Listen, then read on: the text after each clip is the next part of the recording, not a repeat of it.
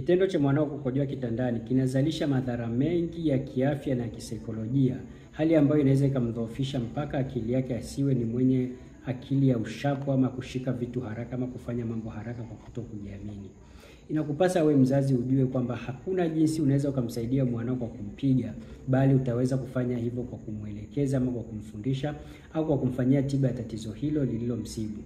Yapo madhara mengi yanayotokana na mtoto kukojoa kitandani. Miongoni mwa madhara ni msongo wa mawazo.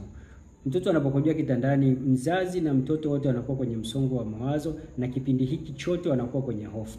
Mtoto hawezi kwenda mahali kwa rafiki ama kwa jirani kwenda kulala kwa sababu anahofia atakojoa kitandani, na wale wanaompokea pia wanakuwa na hofu, kama wanamjua ni kikojozi basi wanakuwa hawana ushirikiano na yeye na anakuwa sio mtu mwenye kupendwa.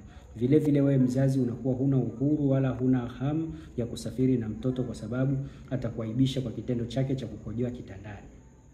Madhara mengine ni maambukizi. Mtoto anapokuwa anakojoa kitandani, kutokana na mkojo kurundikana ama kushika katika viungo kwenye nguo zake, kunaweza kusababisha vimelea ama bakteria wa UTI kukua na kuweza kuenea na kuweza kumwathiri kwa kuingia katika kibofu chake cha mkojo na kumsababishia tatizo sugu la UTI. Haya ni madhara mabaya kabisa ya kukojoa kitandani. Hali nyingine ambayo itakaweza kumsababishia mtoto wako ni ile hali ya unyevunyevu. Inaweza ikasababisha vipele ama mapunye ama hata madonda, sana sana mapunye ama hata madonda ama miwasho ya ngozi, kutokana na kule kukojoa kitandani na maji kutuama ule unyevunyevu kusababisha hali zingine kama za madonda ama kusababisha hali ya fungus sehemu za siri. Hali hizi zote inakupasa wewe mzazi uzijue na uweze kumsaidia epukane na hali hizi zenye kumdhuru. Hali nyingine ambayo inamkuta mwanao kwa kitendo kile cha kukojoa kitandani, usingizi wake unakuwa kukatika mara kwa mara. Hali ambayo katika muda wake wa mchana inamletea uchovu na msongo wa mawazo. Kitu ambacho hata darasani anakuwa akisoma hapati ile concentration ya kusoma na kumuelewa mwalimu kwa sababu ya usingizi hakuupata vizuri.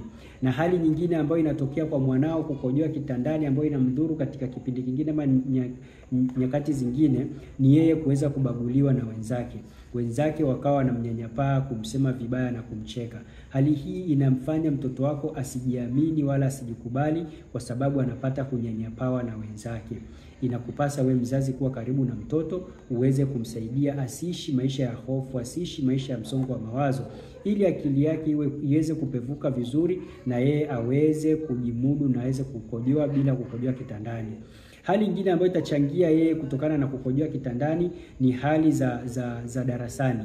Anakuwa darasani moja kwa moja hawezi kufanya masomo yake vizuri, ama anapokuwa darasani hali ya kuelewa masomo yake inakuwa ngumu kutokana na kutokujiamini na kutokujikubali yeye mwenyewe. Hali hizi zote ni za hatari kwa mtoto na inakupasa we mzazi uweze kutulia na kumsaidia mwanao pasi na kumpiga. Matatizo mengi haya tulioorodhesha, ama hili tatizo la mtoto kukojoa kitandani, hili ni tatizo la kisayansi, la kibiolojia ambalo linahitaji msaada. Kama ni hizo ndoto ama ni tatizo la sihiri, pia linahitaji msaada wako. Hakuna jinsi mwanao anaweza kujisaidia mwenyewe. Tujulishe, je, mwanao alipokuwa anakojoa kitandani, anapokojoa kitandani unampa msaada gani na amefikia hali gani ya kukojoa kitandani? Kwa tiba na ushauri wasiliana nasi Subira Tiba Asilia kwa namba 0758200163. Katika kipindi kijacho tutaelezea tiba ya kukojoa kitandani kwa mwanao ili uweze kumsaidia asikojoe kitandani. Na hii sio kwa mwanao tu, hata mtu mzima ama msichana ameshafika umri, ameolewa na bado anakojoa kitandani, tutaelezea tiba yake na biidhnillah atakuwa ni mwenye kuacha tatizo hilo. Subira Tiba Asilia